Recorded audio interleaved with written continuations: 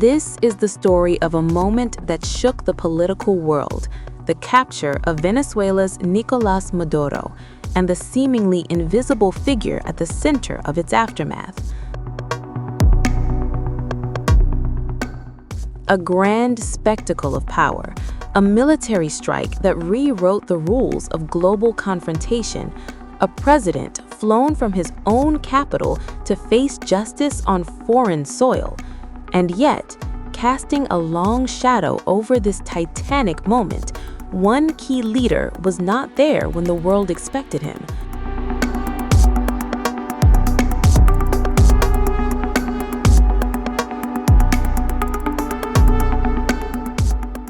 U.S. Vice President J.D. Vance, the man at the very apex of the Trump administration, was not on stage, not at the podium, not in the spotlight as the nation roared with breaking news.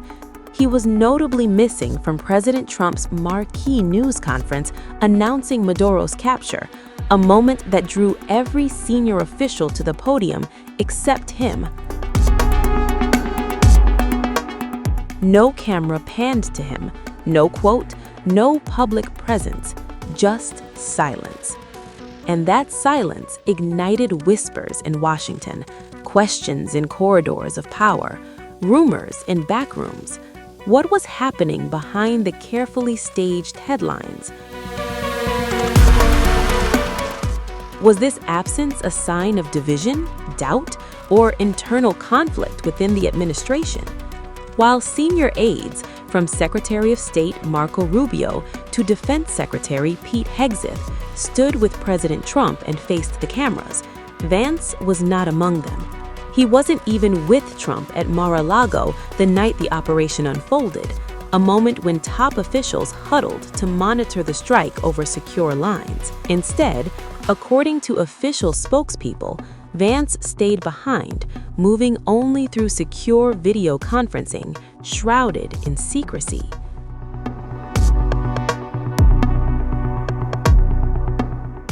Official lines from the White House have cited heightened security concerns, fears that a late-night motorcade could alert Maduro's forces and jeopardize the mission.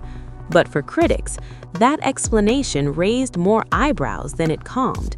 They wondered, was it really just about logistics, or did Vance's absence reflect something deeper, a rift in strategic vision, a philosophical divide on military intervention?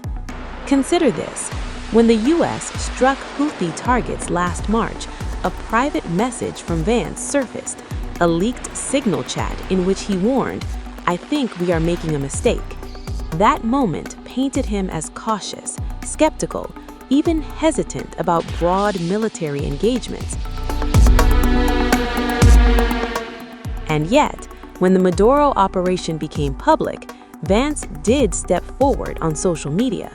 He praised the outcome, writing that Maduro is the newest person to find out that President Trump means what he says, and he defended the move as lawful, arguing Maduro's numerous U.S. indictments made him a deserved target. But those online words couldn't erase the absence from the scene itself, the visual void on the night when history was broadcast live across the world. And then enters the White House press stage. That's trying to sow distrust and division amongst the president and his team. Let me just be very clear. The vice president has been involved in all policy. He is the right-hand man of the president on all policy matters, including Venezuela policy. He was, of course, read in and deeply involved in this operation from the very beginning. And he was present on the night of the operation via secure communication at a different location as to not damage the operational secrecy of this mission that was so incredibly important to ensure that this mission could be carried out successfully without endangering our troops. But even as she denies any rift, the absence remains, a conspicuous blank space in the frame of one of the most consequential U.S. military actions in decades. Behind closed doors, officials insist Vance was deeply involved in planning and execution, just not in the glare of cameras. And yet, for the public and the pundits alike, the question lingers. What does it mean when the second highest office in the land stands in the wings during a defining moment of foreign policy?